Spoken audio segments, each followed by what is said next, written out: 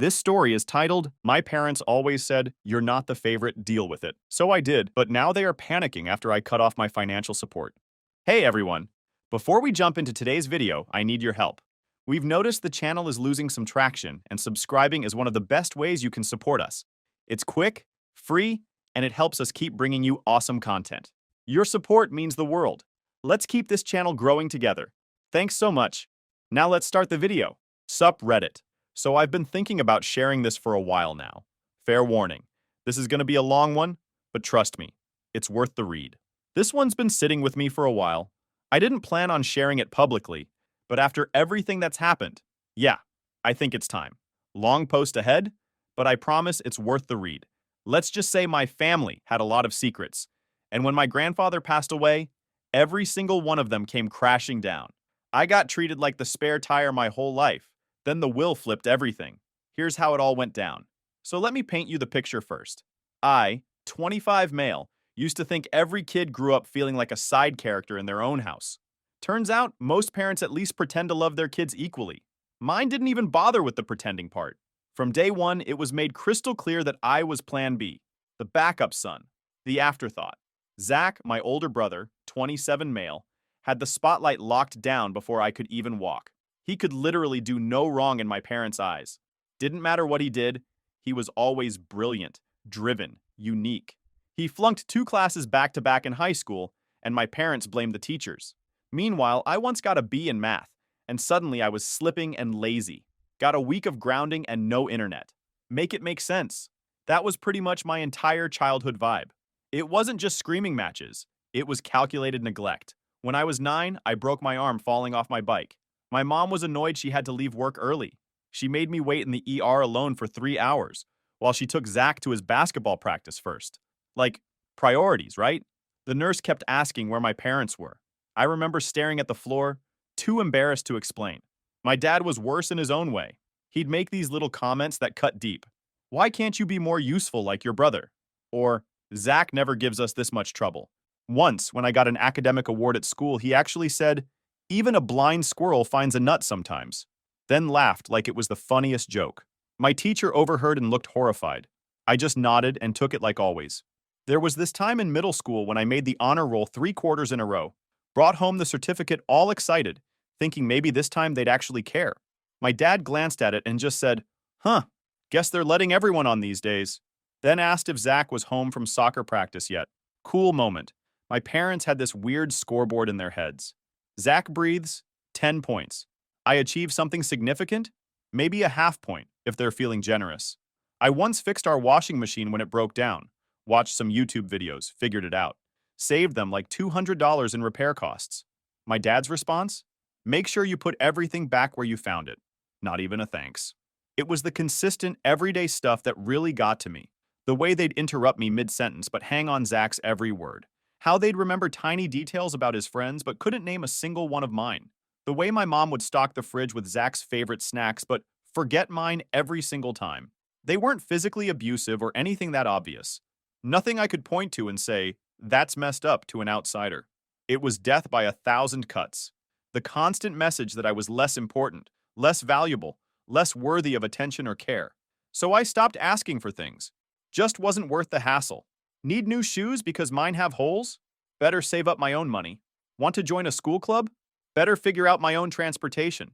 They called me ungrateful when I didn't thank them for Zach's hand-me-downs that didn't even fit. Like I should be praising them for giving me jeans that were 3 inches too short. Thanks for the floods, really appreciate it. Zach knew exactly how the system worked, and he played it like a pro. He'd mess up, blame it on me, and they'd back him every time. No questions asked. I once got banned from the family computer for breaking it. Turned out Zach had downloaded a bunch of sketchy games that crashed the hard drive. He laughed about it later when we were alone. They always believe me, he said, not even trying to hide it. Must be nice. I remember this one time I was trying to do homework in the living room. Zach came in and wanted to watch TV. Within 5 minutes, my mom told me to go study in your room because I was distracting Zach. It was my fault for existing in the same space, I guess. This wasn't a one-off. This was Tuesday. When I got my driver's license, I had to borrow a neighbor's car for the test because my parents wouldn't let me use theirs. Said I might crash it. 2 weeks later, Zach dented their SUV backing into a pole. My dad laughed it off, called it a learning experience. When I pointed out the double standard, my mom sent me to my room for being divisive. Classic. The crazy thing is, I wasn't even asking for special treatment. Just, basic parental interest. When I made the soccer team, my dad showed up to exactly 0 games. But he never missed one of Zach's football games. Not one. I quit after a season. What was the point? So I became pretty good at fading into the background. Became the guy who was just there, not making waves, not asking for attention, just existing on the edges of my own life. I had a few friends, but I never brought them home. Too embarrassing to let them see the family dynamic up close. By high school, I was spending as much time away from home as possible. Got a part-time job at 16 just to have an excuse to be gone. Saved every penny. Had this calendar where I marked off days until graduation. Not because I was excited about college or whatever, but because it meant I could finally get the hell out of that house. The weirdest part is how normal it all seemed at the time. Like, this was just my life. This was how families worked. It took me years to realize that wasn't actually how it's supposed to be. Only one person in my entire family ever gave a damn about me. My grandfather. Walter wasn't the warm, fuzzy type. Didn't say much. Wasn't big on hugs or heart-to-hearts. But he noticed things. Actually paid attention in a way no one else bothered to. He'd show up at random times with exactly what I needed, never making a big deal about it. When I was 13, trying to fix my bike with the wrong tools, he just appeared in our driveway with this old toolbox. Thought you might need these, he said. No lecture about asking for help or whatever. Just practical support. There was this time in freshman year when the school was doing this overnight trip to some science museum. Cost like $120. Not a fortune, but my parents said they already spent the activity's budget on Zach's football camp. I didn't even bother arguing. Just told my teacher I couldn't go. Grandpa found out somehow. Probably overheard my mom talking. He slipped me an envelope with exactly $120 cash. For school, was all he said. Didn't ask for thanks, didn't tell my parents, didn't make me feel like I owed him. When I was 14, I got really into photography. My parents called it a waste of time, said I should focus on practical skills instead. But Grandpa showed up one day with a real camera. Not brand new, but way better than what I had. Said he found it in storage, but I could tell it was recently purchased. He taught me how to use it, spent hours showing me settings and techniques. Never made a big deal about it, just quietly encouraged me. Another time, I got stranded after a school event when my parents forgot to pick me up. It was pouring rain, late at night, middle of winter. I called home 3 times, no answer. Finally called Grandpa. He drove 40 minutes to get me, didn't complain once. Just handed me a towel, cranked up the heat in his car, and asked if I was hungry. We stopped for burgers on the way home. He never mentioned it to my parents, never made me feel like a burden. I remember one Thanksgiving, everyone was going around saying what they were thankful for. Standard cheesy holiday stuff. My dad said something about Zach's bright future. My mom talked about my dad's recent promotion. Zach said something about his football scholarship prospects. When it got to me, I mumbled something generic about family. Grandpa was last. He looked right at me and said, "I'm thankful for Noah's help fixing my deck last month. Couldn't have done it without him." It was small, but it was the first time anyone had acknowledged my existence at a family gathering in years. The weird thing was, he never badmouthed my parents. Never said, "They shouldn't treat you like that," or anything. He just quietly compensated for what they weren't doing. Like he knew the score but wasn't going to waste time talking about it when he could be actually helping instead. So I kept my head down, worked part-time through high school, got decent grades, earned my own way into college. No help from my parents. They didn't even come to orientation. My mom texted me good luck the morning I moved out. That was it. My dad didn't even say goodbye. Was on an important call when I left. Big surprise. Grandpa was the only one who helped me move into my dorm.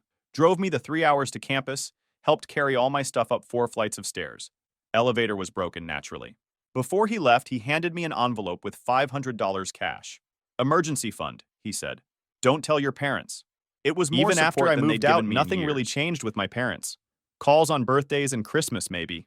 Generic texts asking if I was doing well in school. But the distance didn't bring any clarity or regret on their part. I was still the extra, the afterthought. The box they checked off so they could say they had 2 kids. I spent years assuming I'd always be the one left out, the one nobody remembered. Until the day everything flipped, and in the way none saw coming. My grandfather died a year ago. Quiet funeral. No speeches, no fanfare. Just a handful of relatives and a priest. My parents managed to make even that about Zach somehow. Kept talking about how hard Walter's death was for him, even though Zach barely visited the old man twice a year. It should have ended there. Some final family obligation. But a week later, I got a call from the lawyer handling his estate. He asked me to come in for the reading of the will. Didn't think much of it at the time. Boy, was I in for a surprise. At first, I assumed the whole will thing was just a formality. Maybe Grandpa left me his old tools or some books or whatever. You know, the kind of personal stuff people don't want strangers throwing out after they die. I wasn't expecting anything major. But when I walked into that lawyer's office and saw my parents and Zach already sitting there, I knew something was up. My mom gave me that tight-lipped fake smile she reserves for public appearances. My dad didn't even look at me, just stared straight ahead. Zach was scrolling through his phone like he was bored out of his mind already. The lawyer didn't waste time with small talk, just shuffled some papers, adjusted his glasses, and went through some basic legal jargon that I barely paid attention to. Then he got to the actual will reading. Here's where things got weird.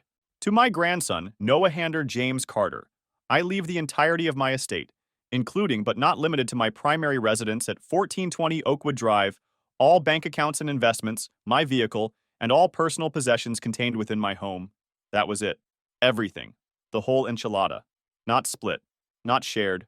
No one said anything at first. The room went dead silent. I think we were all still processing what just happened. My mom was trying to figure out if this was some elaborate joke. My dad sat there frozen. Zach finally looked up from his phone and asked the lawyer to repeat what he'd just said. "This can't be right," my mom finally said. "There must be some mistake." The lawyer shook his head. "No mistake. The will was updated 6 months ago. Mr. Carter was very clear about his wishes." 6 months ago? Who advised him to make these changes? The lawyer glanced at his notes. "No one advised him, Mr. Carter. He requested the meeting himself and was very clear about his intentions." "He was old," my mom insisted. "He wasn't thinking clearly. On the contrary, he was completely sound mind.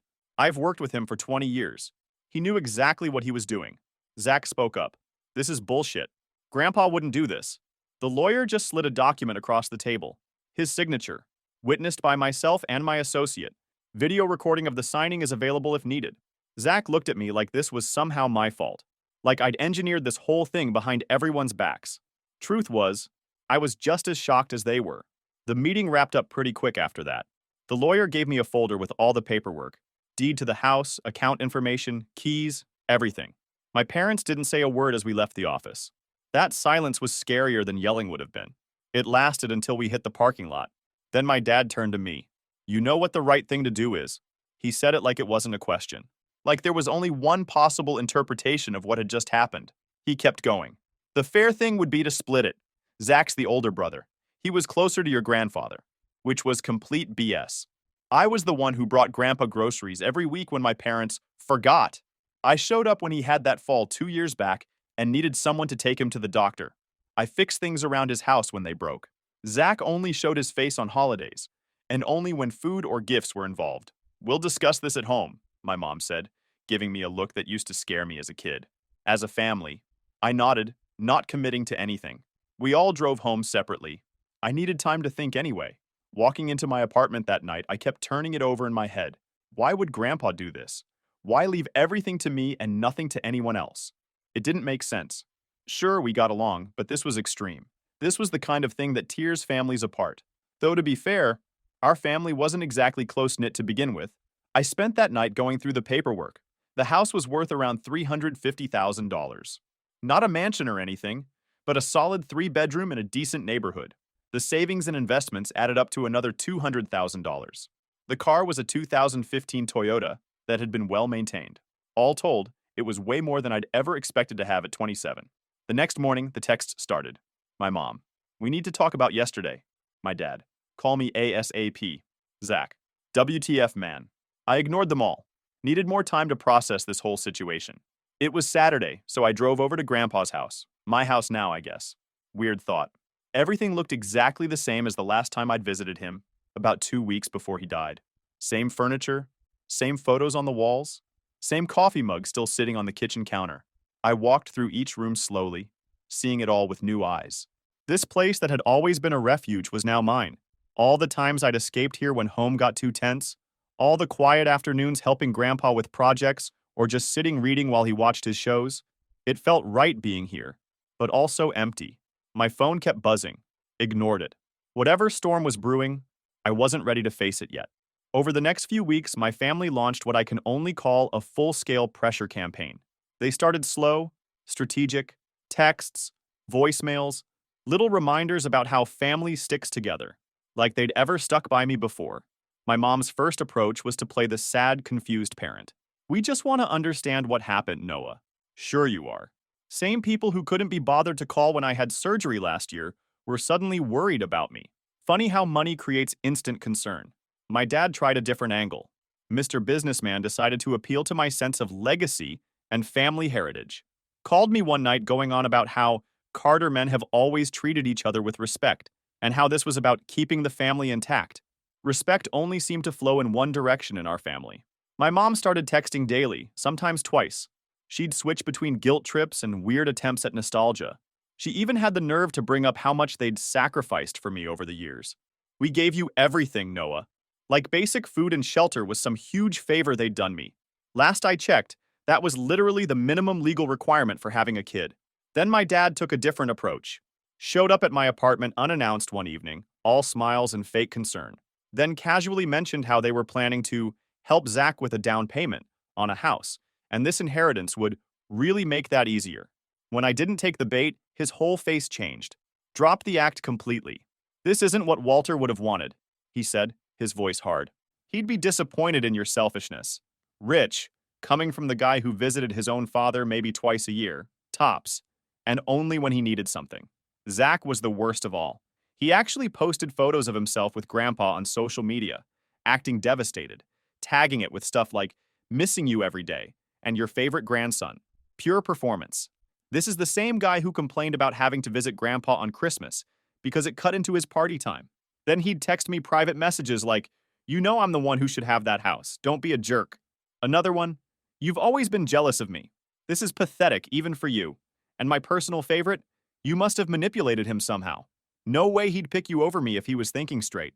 The crazy part is they didn't even try to hide their real motivations. It was about control, about money. They were absolutely furious that for once, I had something they couldn't touch, something they thought belonged to Zach by default.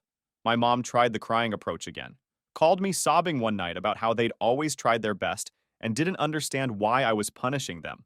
When that didn't work, she started reaching out to mutual family friends, telling them I was mentally unstable and making poor decisions. Got a call from my aunt asking if I was okay, saying my mom told her I was having some kind of breakdown. Classic. Can't control me directly, so try to undermine me to everyone else? And the worst part? They barely cared about Grandpa when he was alive. 2 visits a year, tops. One was Christmas, where they'd stay for exactly 2 hours before finding an excuse to leave. The other was usually some passive-aggressive dinner, where my mom would complain about how much he was slipping, or how grumpy he'd become. I don't remember a single time they ever did anything for him without an ulterior motive. So, after 3 weeks of guilt-tripping, gaslighting, and shameless begging, I did the one thing they never expected. I cut them off completely. Blocked their numbers. Removed them from social media. Changed the locks on Grandpa's house. Didn't send an announcement. No grand exit. Just silence. They went nuts, of course, but I was tired. Those first couple of months in Grandpa's house were peaceful. Quiet. I fixed up the place slowly, working on it every weekend. No pressure. No one breathing down my neck. I got a promotion at work. For the first time in my life, I wasn't trying to win anyone's approval. I was just living. But if there's one thing I learned about my family over the years, it's that they don't give up when they're losing. They wait. They calculate. I didn't know it yet, but I was about to find out just how far they were willing to go. It didn't take long for the silence to break. Barely 3 months had passed since I'd cut contact, and already my family was back with a vengeance. I came home from work one evening, absolutely beat from a 10-hour shift, just wanting to chill. Instead, I found 3 familiar faces waiting on the front porch of what was now my house. My parents and Zach. I didn't even make it up the steps before my mom started in. Arms crossed, that strained smile that always meant trouble. She called me sweetheart, like we were picking up a Sunday brunch conversation. But the 4th person was new. A woman in a sharp gray suit holding a leather portfolio. Lawyer vibes all over her. She said she was here to mediate a discussion regarding the estate. No one said the word contest yet, but that was obviously where this was headed. Zach didn't bother pretending to be civil. He leaned against the railing like he already owned the place, barely glancing at me as I approached. He wasn't just here to support them. He fully believed the inheritance was his. He'd been raised to think the world owed him everything, and no one had ever corrected him. "You've been milking this long enough," he said, that familiar condescending tone in his voice. "You barely even saw Grandpa toward the end." My mom jumped in, calling it a misunderstanding. Said Grandpa must have been confused when he made the will. My dad stayed quiet until the end. He only speaks when he thinks it'll land. Told me to think about what your grandfather would have wanted. Like the will wasn't signed, notarized, and delivered under full legal clarity. I didn't engage, no argument, no back and forth. I told them there was nothing to discuss, walked to the door, and stepped inside without another word. They stayed out there for a few minutes. I could hear Zach complaining, probably about how ungrateful I was. Then tires on gravel. Gone. That night I didn't sleep much. Not from stress, weirdly enough, just clarity. It was never about fairness. It wasn't grief. They couldn't stand that I had something they couldn't control. And this wasn't over. This was just the opening move. The envelope came 3 days later. Certified mail. Law firm letterhead. No surprises, just confirmation. My parents and Zach were officially contesting the will. The wording was polite, but it read like a threat. They claimed my grandfather had been under undue influence when he changed the will. Said I isolated him, played on his emotions, turned him against the rest of the family. They were asking for the inheritance to be split, or even better, handed entirely to Zach as the rightful heir. The way they were believing their own BS was actually impressive. I sat at the kitchen table going through the paperwork, page by page. According to them, Grandpa wasn't thinking clearly. I had manipulated him. I called the lawyer who had handled the estate, someone Grandpa trusted for years. Her name was Janet. She wasn't surprised. "I was wondering when they'd make a move," she said. "They didn't take the will well, but it's airtight. I drafted it myself. Signed, witnessed, documented. Nothing they've filed so far has any teeth." I asked if they could still make this expensive. She didn't lie. "They can drag it out," she said. "They can waste your time. Your money. That's usually how this works." I knew what that meant. This wasn't about winning. They just wanted to wear me down until I gave up something. Anything. It wasn't a legal fight. It was psychological warfare. So I treated it like one. I started pulling records, old bank statements, health records, notes Grandpa had written on envelopes and scraps of paper. I checked every drawer, every folder, every locked cabinet in the house. I made copies of everything. I scanned and backed them up twice. And while I was at it, I started digging deeper into their world. I knew my parents had always lived like they were better off than they really were. New furniture every few years, weekend getaways, upgrades they couldn't really afford. But I didn't know the numbers until I started connecting the dots. Credit card balances, missed payments, refinanced loans, a second mortgage. They weren't just living above their means. They were floating on borrowed time. And with Grandpa gone, the safety net had snapped. That's why they wanted the money. They were drowning in their own poor choices, and they expected me to jump in and pull them out. Well, I didn't. Zach, of course, didn't stay quiet. He posted something vague online about being stabbed in the back and fake people who steal what doesn't belong to them. Same old pattern. He screws up, plays victim, then waits for someone to pat him on the back. I discovered more as I kept digging, pulled every box, folder, and envelope my grandfather left behind. His filing system was old school, paper everything, but it was tight. Inside a drawer labeled private, I found loan records. My parents had borrowed from him for years. Not gifts, actual loans, written amounts, dates, no repayments. There were 5 separate entries tied to Zach. One for a used car, one marked education, and a few vague ones listed as support. All signed. Grandpa kept every receipt. I scanned it all and backed it up. I sent everything to Janet. She compiled a response. Documentation, loan summaries, bank statements. Then she sent it to their attorney. No arguments. Just proof. The next morning, their lawyer called mine with a settlement offer. They wanted 60%, called it a compromise. We rejected it without counter. I didn't respond to their messages. I kept my head down and focused on the case. I wasn't going to roll over because they said I should. They'd started a war. I was just finishing it. Then I found the thing that struck me like lightning. I was still in cleanup mode, organizing papers, scanning documents, boxing up old files in the back room of the house. My grandfather didn't throw much away. Most of it was boring. Bank slips, tax returns, appliance warranties from the early 2000s. Then I found a locked drawer at the bottom of his old office cabinet. The key was taped under the drawer itself. Of course it was. Classic old man move. Inside was a single manila folder. No label. I opened it on the desk without thinking. Just figured it was some old business stuff. First thing I pulled out was a letter. Handwritten. No date. Just my name at the top. My name. If you're reading this, then I'm gone. And there's something you deserve to know. All right. I opened it and froze. Below the letter was a DNA test. Real, official looking. Lab name. Sealed results. 2 names on it. His and mine paternal match. I had to read it 3 times before it stopped looking fake. I honestly thought it was a mistake, or maybe a prank. Like, what? Grandpa wasn't Grandpa? He was my actual dad? I just sat there, not even thinking, just staring at the words like they'd rearrange themselves into something normal. Then I actually laughed out of pure confusion. I thought maybe I was misunderstanding what I was reading. Like maybe this was some medical screw-up or a joke I wasn't in on. But no, there it was. Bold text. Full match. 99.99%. He wasn't my grandpa. He was my father. Everything just kinda paused. My brain didn't know what to do with it. I sat back in the chair, just holding the paper. None of it made sense. I wasn't angry. It just didn't fit. The man I thought was my father. Cold, stiff, distant. That guy was never really my dad. And the one person in my family who treated me like I mattered.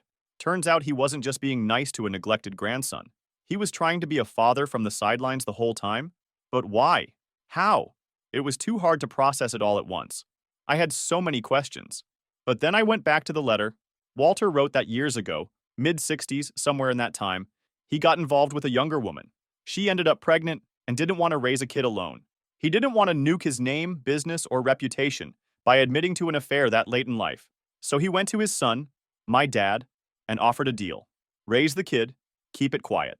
In return, you'll be taken care of later. They agreed. He didn't go into detail, but said it fell apart fast. My parents resented me early. My mom never wanted me there in the first place. My dad stuck to the deal only because he thought it would pay off.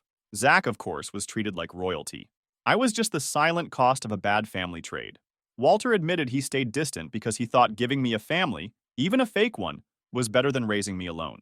Said he knew by the time I was a kid that it was a mistake, but by then, it was too late. He wrote that he watched how they treated me over the years. Said he noticed the way I got ignored, blamed, sidelined. Said he thought about stepping in more than once but didn't. Not until the end. Everything I gave you in the will, I gave it to my son. The only one in this family who didn't lie, steal, or expect something for nothing. That was the last line. I read the letter again and again. I was just stuck in that weird mental zone where nothing makes sense, but somehow everything kind of does. Stuff started lining up in my head.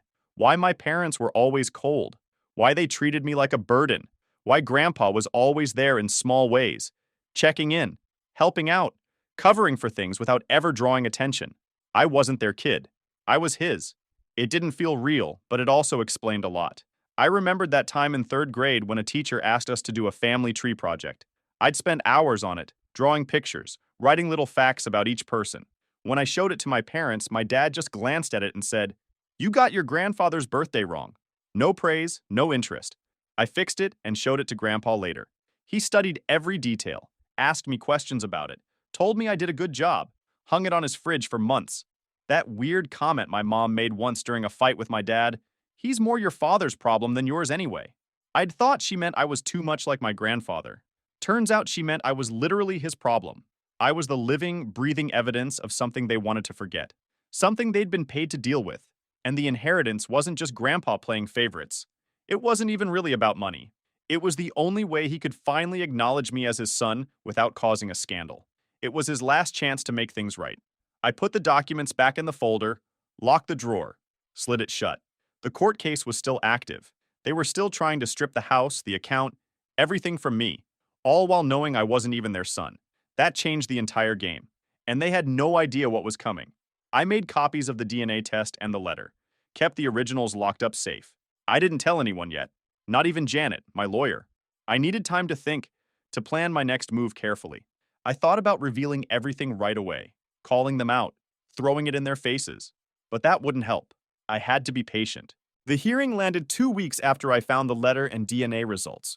I didn't mention it to anyone until the day before. In the courtroom, my parents were already there when I arrived. My mom didn't even look at me. Dad gave me that same disgusted expression he always used. Zach looked offended. Their lawyer started with the same routine they'd been pushing for weeks, that the will was tampered with, that I had manipulated my grandfather, that Walter hadn't been of sound mind when he made the changes. Janet didn't waste time. She brought out the certified will, the signatures, the video footage from the signing meeting that confirmed Walter was clear, sharp, and deliberate about everything he was doing. She brought out the financial history, the unpaid loans, the dependency patterns, the fact that Walter had already reduced support for the rest of the family before changing the will. Then she dropped the envelope. Inside was the DNA test. She explained it clean. The will didn't just go to a random grandson, it went to his actual son. My mom shifted in her seat. My dad stared straight ahead. Zach looked stunned. Then he looked at me and I could see it hit. This wasn't just about money anymore. He'd spent his whole life thinking I was beneath him, a spare. And now he had to sit there and listen to a court confirm that I had more claim to the Carter name than he ever did. Their lawyer tried to recover, claimed the DNA test was irrelevant to the case, but the judge wasn't having it. He asked my parents directly if they were aware of this paternity situation. My dad's face said it all. He knew, he'd always known. The judge didn't say much after that. He didn't have to. The ruling was quick. Case closed. That was it. Just a final legal stamp that said, officially, they lost. They walked out without a word. I didn't follow. I stayed behind to sign a few final documents, then left. They had tried every angle. Guilt, legal pressure, reputation games, and they still lost. Not just because the will was solid, but because the truth they'd buried for decades finally came out and wrecked whatever fantasy they'd been holding on to. And now I had everything they wanted, and none of the baggage. It's been about 4 months since the court ruling. Things had gone quiet. No texts, no emails, nothing from them. I figured they finally decided to move on. Honestly, I didn't care what they were up to. I was working, fixing up the house, minding my business. Life was decent. Then one morning, they showed up. But this time, they looked like hell. I was outside patching up a side fence when their car pulled into the driveway. Both of them stepped out, my mom and dad, but no Zach. I stood by the fence and waited. They walked up without asking. No small talk, no fake smiles this time. My mom was doing most of the talking. Bills, debt. No one left. Zach bailed. Of course he did. They were going through a rough time. My dad just stood there looking like someone kicked him in the gut, which for once wasn't my problem.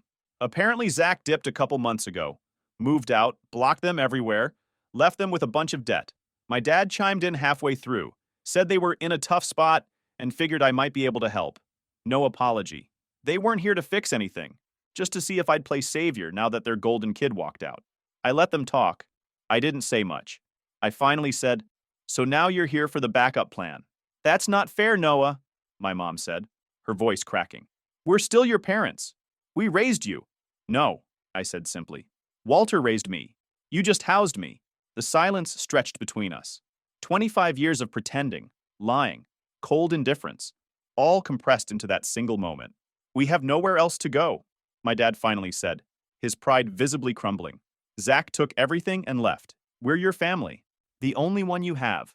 The man who had watched me grow up knowing I wasn't his son, who had treated me like garbage, a burden, a mistake." "No," I said. "You're not my family. You never were." I just told them I wasn't interested in helping them clean up a mess they spent years building. I reminded them they made it very clear who mattered in the family. That's the team they picked. And now that he's gone, it's not my job to step in. They stood there and didn't know what to say. My dad just kind of stared like he was waiting for me to change my mind. I didn't. I told them I had stuff to do and went back to the fence. They stood there for another minute, then left. Haven't seen or heard from them since. So yeah, that's how it ended. They came back, not because they wanted to make things right, but because they ran out of options. And I was supposed to be the fallback plan. Again, didn't happen. Now it's just me, the house, and peace and quiet. No more trying to prove anything.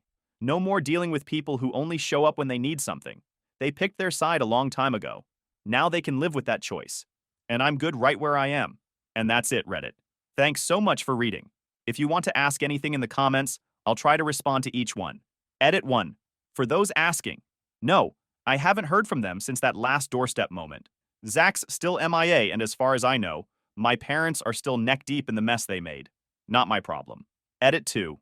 Thanks to everyone who read the whole thing, dropped a comment, or DM'd me to say they've been through something similar. Glad I'm not the only one who came out of a messed up family dynamic with receipts and a working spine.